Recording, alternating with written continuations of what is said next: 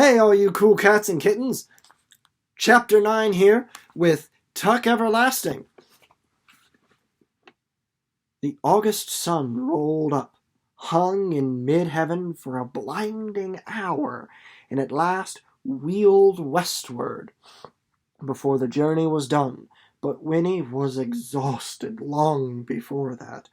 Miles carried her some of the way. The tops of her cheeks were bright pink with sunburn, her nose a vivid comic red, but she had been rescued from a more serious broiling by May, who had finally insisted that she wear the blue straw hat. It came down far over her ears and gave her a clownish appearance. But the shade from its brim was so welcome that Winnie put vanity aside and dozed gratefully in Miles' strong arms, her own arms wound around his neck. The pastures, fields, and scrubby groves they crossed were vigorous with bees, and crickets leapt before them, as if each step released a spring and flung them up like pebbles. But everything else was motionless, dry as a biscuit, on the brink of burning, hoarding final reservoirs of sap, trying to hold out until the rain returned. And Queen Anne's lace lay dusty on the surface of the meadows, like foam on a painted sea.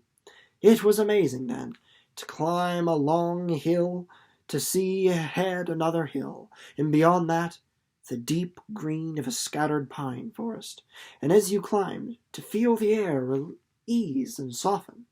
Winnie revived, sniffing, and was able to ride the horse again, perched behind May, and to her oft-repeated question, "Are we almost there?" The welcome answer came at last. Only a few more minutes now. A wide stand of dark pines rose up, loomed nearer, and suddenly Jessie was crying, "We're home! This is it, Winnie Foster!" And he and Miles raced on and disappeared among the trees. The horse followed, turning on to a rutted path, lumpy with roots, and it was as if they had slipped in under a giant colander. The late sun's brilliance could penetrate only in scattered glimmers, and everything was silent and untouched, the ground muffled with moss and sliding needles. The graceful arms of the pines stretched out protectively in every direction. And it was cool, blessedly cool and green.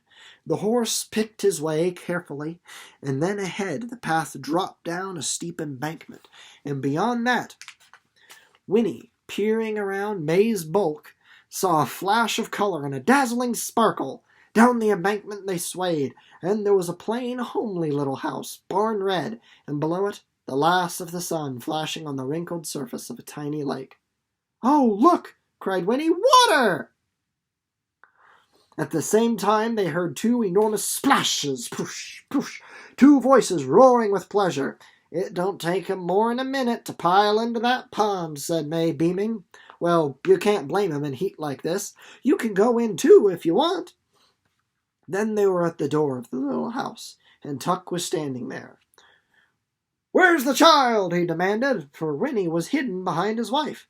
"The boys say you brung along a real, honest-to-goodness, natural child." "So I did," said May, sliding down off the horse. "And here she is." Winnie's shyness returned at once when she saw the big man, with the sad face and baggy trousers. But as he gazed at her, the warm, pleasing feeling spread through her again, for Tuck's head tilted to one side, his eyes went soft, and the gentlest smile in the world displaced the melancholy creases of his cheeks. He reached up to lift her from the horse's back, and he said, "There's just no words to tell you how happy I am to see you. It's the finest thing that's happened in—" He interrupted himself, setting Winnie on the ground, and turned to May. "Does she know?" "Course she knows," said May. "That's why I brung her back. Winnie, here's my husband, Angus Tuck. Tuck, meet Winnie Foster." "How do, Winnie Foster," said Tuck, shaking Winnie's hand rather solemnly. "Well, then—" He straightened and peered down at her. And Winnie looked back into his face, saw an expression there that made her feel like an unexpected present, wrapped in pretty paper, and tied with ribbons, in spite of May's blue hat, which still enveloped her head. "Well, then," Tuck repeated, "seeing you know it, I'll go on and say this is the finest thing that's happened in, at least 80 years. That's the end of Chapter 9. So what are some thoughts we have about Chapter 9? Well, the very first line of the chapter I really like. The August sun rolled up, it hung in mid-heaven, blinding hour, and then at last wheeled westward, turning like a wheel. The sun, a celestial body, turning, wheel. Maybe hang on to that. Maybe wheels come back in the book. Bees and crickets flung up like pebbles, dry as a biscuit. There's a couple of similes right there. Dusty on the surface. Queen Anne's lace lay dusty on the surface of the meadows like foam on a painted sea. Like, that's another simile we got snuck in there. The graceful arms of the pines stretched out protectively in every direction. Stretched out graceful arms, giving these trees the person-like traits. That's got to be a little bit of personification wedged in there. Very clever, Natalie. What else we got? Gentlest smile in the world displaced the melancholy creases in his cheeks. Melancholy. Oh. Melancholy, that's a good word you want to hang on to. Maybe keep it in your pocket for later. Melancholy, it's a good word for when you're real bummed out, when you're kind of sad, things are kind of a downer. Melancholy. When you're feeling sad, when you're feeling melancholy, you could say you have the melancholia. That's an old word. Expression there that made her feel like an unexpected present wrapped in pretty paper tied with ribbons. That's an alliteration. Pretty present. That's the P sound comes. That's the alliteration there. So the boys jumped in a pond, and they're back at the house. It's painted barn red. We meet Tuck for the first time.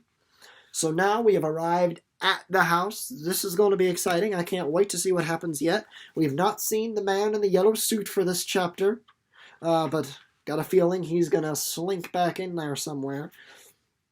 But thank you guys for paying attention. Pretty please let us know what your thoughts are. You should always have your own thoughts when you read a book. Always have your own thoughts. Don't let anybody tell you what to think. So yes, pretty please hang tight and wait for the next chapters because they're coming up. Thank you guys.